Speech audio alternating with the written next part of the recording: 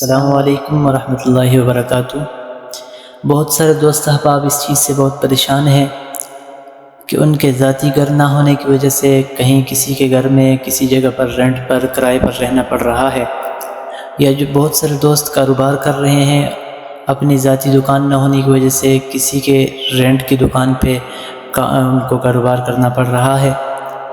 اور ان کی آنے والی انکم، آنے والی تنخواہ میں آدھے سے زیادہ پیسے رینٹ کے چلے جاتے ہیں، بھلے وہ گھر کا رینٹ ہو، بھلے وہ دکان کا رینٹ ہو، گھر کا کرایہ، دکان کا کرایہ، اور کرائے اس قدر زیادہ ہیں کہ اگر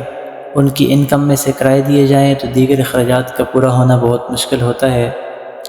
اس لیے ایسے تمام تر پریشان حال مسلمانوں کے لیے، تمام پریشان حال دوستوں کے لیے بہت اہم ایک وظیفہ ہم بتانے لگے ہیں۔ جو شخص اس وظیفے کو اپنی زندگی کا معمول بنا لے تو انشاءاللہ اللہ رب العزت اپنے فضل و کرم سے ان کو اپنے ذاتی گھر اور ذاتی دکانیں بھی انشاءاللہ دیں گے۔ سورہ اعراف ہے، اس کی آیت نمبر 10 ہے، وَلَقَدْ مَكَّنَّاكُمْ فِي الْأَرْضِ وَجَعَلْنَا لَكُمْ فِيهَا مَعَائِشَ قَلِيلًا مَا تَشْكُرُونَ۔ اس آیت کو روزانہ نماز عشاء کے بعد 41 مرتبہ پڑھ لیں، اول آخر درود شریف پڑھ کر، تو انشاءاللہ 41 دنوں کے اندر ہی آپ دیکھیں گے کہ اللہ رب العزت